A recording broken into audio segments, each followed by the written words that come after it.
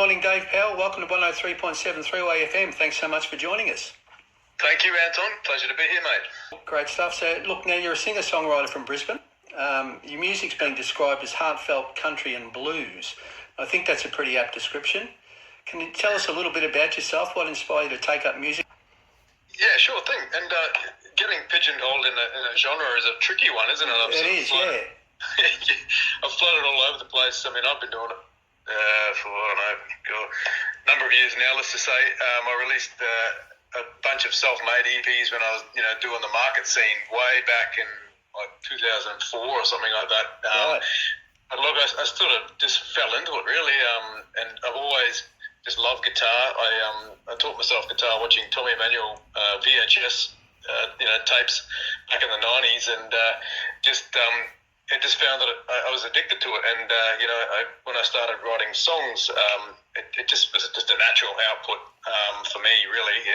A coping mechanism, almost like a way to meditate and make your message clear. Way back then, so yeah, I sort of self-taught guitarist.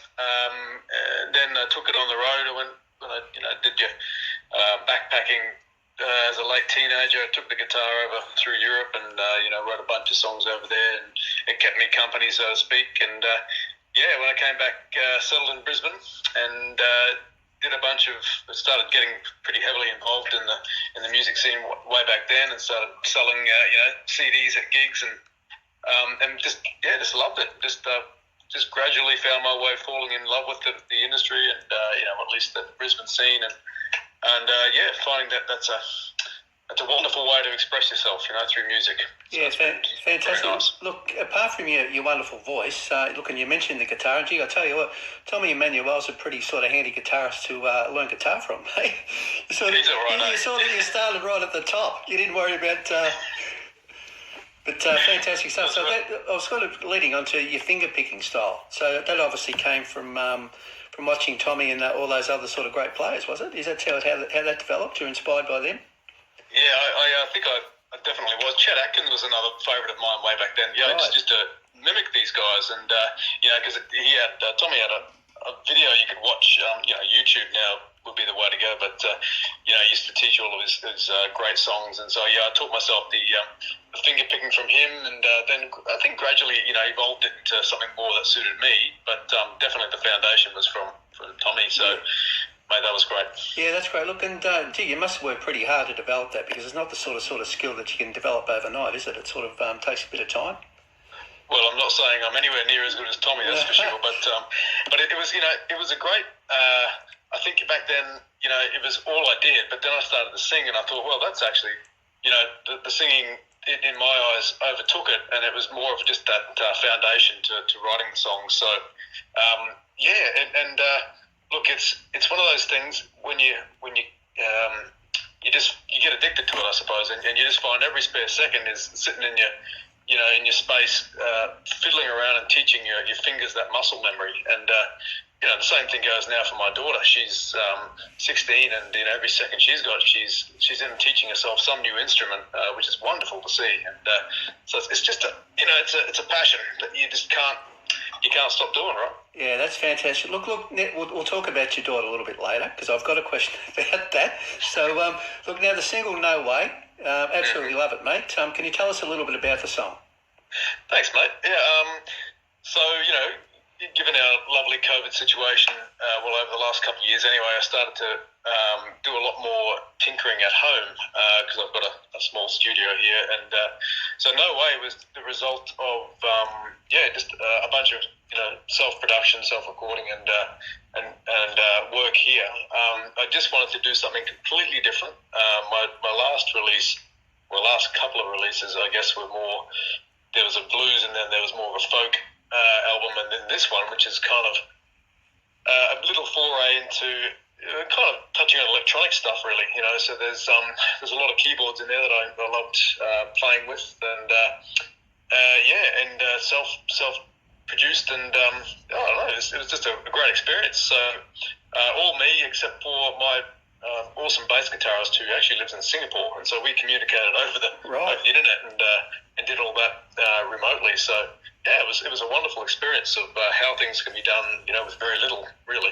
Yeah, it looks fantastic, and your voice really shines too. And I mean, it's one of those songs where when I've played it, I've said to the listeners, this will be the catchiest song you hear all day. It sort of gets on your mind, in a great way, and just keeps fantastic. Yeah. So look, as well as the single "No Way," I believe you've released 5 EPs, is it, and an album so far in your career? Yeah. There's been a few, and I'm thinking back now. Yeah, probably started the first real release I put out. I mean, I mentioned those other sort of self-done ones prior, but it was 2009 I released Fiction. And that was a studio EP, and then I did a couple. I actually did a couple myself, and then I went and discovered. He actually played on a couple of my EPs in the early days. But Michael Fix, I don't know if you've heard of him before, but he's an amazing guitarist. Up there with Tommy, he's got his own Maton guitar, line, all that sort of stuff, and so he's been helping me produce a lot of stuff recently too. So fantastic. Yeah, a lot of collaboration over the last few years, which has been fantastic. Yeah, look, your most recent EP, Perspective, was released in late 2020, and this sort of leads me on to a question about your daughter. Now, your daughter, Amy, she features on the record. It sounds like, and you touched on it before, it sounds like she must have inherited some of Dad's talent. I think she's well and truly exceeded my talent, mate. We look forward to hearing her stuff, mate. So what was it like working with your daughter? How much did she actually contribute to the EP? Well, that was an interesting one, because this one we organised with a producer down in Bangalore, just near Byron Bay, and he's Jordan Power, no relation, but he's done a bunch of stuff with Xavier Rudd and Pete Murray down there, and all those blokes that linger around Byron Bay, and so I needed to do something with him because I met him at a wedding of all places. Anyway, we organised this, and then COVID hit, and we couldn't get down there for a lot of the sessions, and so there was a point at which there was a window to get across the border from Brisbane, and my daughter and I flew across there and spent a day laying down audio tracks, and it was just awesome to give Amy a look into what happens behind the scenes, and how difficult it is to get an audio track down under the pressure. So yeah, she really just soaked it up and did a great job. And then a lot of the communication again was via phone calls and internet to Jordan to put it all together. Fantastic. Fantastic stuff. So we look forward to Amy's career developing. Absolutely. Yeah, great. Yep. Look, I've got to tell you, one of my favourite Dave Powers songs is Close Behind, which is on, now I've got to get this right because it's such a great title, Steinman, Carrera and the New Suit of Blues EP. Beautiful stuff, mate, absolutely gorgeous. And can you tell us a little bit about that particular song? Yeah, well, that one was obviously written for my daughters. So I've got 3 daughters and a son. And so, I wrote a song for my son probably 5 years earlier on a previous EP, and I think the daughter's kind of nudging me, saying, "Okay, Dad, where's ours?" And this one, I was very careful with it because it's a really hard subject to do right, and I wanted to make sure it really painted the picture of how much these girls mean to me, and so I guess it was that was a lovely one to develop and write and grow, and then that one, released that. What was that? Back in 2018 now. Right. Yeah, so that was that was received really well, actually. I think it touches a lot of people who have kids and can relate. So that was a cool experience. Yeah, no, it's a great song. Look, I believe some overseas, and you spoke about your bass player before on No Way. I believe some overseas artists also appear on that particular song. Can you tell us a little about who they were and how they came about? Because I believe that you actually did it remotely again, did you? You didn't actually work on That's right. Yeah, so how'd that come about? On Close Behind, that's Close right. Behind, I actually produced that one here, so that was that was kind of just a one-off. I did that one here. I got my drummer who lives in the UK to provide the drums, and I found this amazing guitarist who he tours with all the greats over in the UK as well. And again, just approached him on the email and got him to sent across a bunch of stems, mixed it all here, added my bits and pieces, and had it mastered, of course. And that one, I thought, yep, this is a great start to an EP. And then I developed the rest of Steinman Carrera around that, and that was with Michael Fix. So it was a bit of a scattered approach, but it all came together really nicely in the end to really paint the picture of where my thinking and my musical influences were at that stage. Fantastic stuff. Yeah, look, the classy musicianship really comes through. You can really hear it. It sounds great. But awesome. Now I love the name. I've got to talk about the name of about the EP. Carrera and the new. Sorry, go back to the start. Steinman Carrera and the New Suit of Blues. How did that come about? What's that all about? Well, Steinman is my nickname that I somehow managed to get from a close friend of ours when we were camping one time. I won't go into too much details, but it's one of those weird stories, and so Steinman Carrera popped out of that, and really I guess that was the idea, because I drew the cover of that one as well. I did that with pencils, and because I love to get involved in doing the cover art as well, and so that one was I guess that what I was trying to paint there was a bit of a change in musical direction, because everything I'd done previously was very much more acoustic pop, maybe folk, I guess. Right. But this was a real change, saying, here's Steinman Carrera, almost like a persona or a moniker that I could grab later on. So I'm, when I get back to the blues, I think I'll pick him up again and do something else with him. But something a little different. Great. Yeah. Look, what about some new music from Dave Power? Is there anything new music in the pipeline that we can look forward to? Plenty cooking, mate. Still trying to figure out, because I like to dabble around in the different, types of styles, and still trying to figure out where to head next. Whether this No Way will form an EP with similar style music, or whether to sort of put that one back and jump on Steinman. I'm not sure. So it's all coming together. There's a bunch of great songs that I think they're coming together nicely. I'll probably head back into the studio, I would say, sometime this year.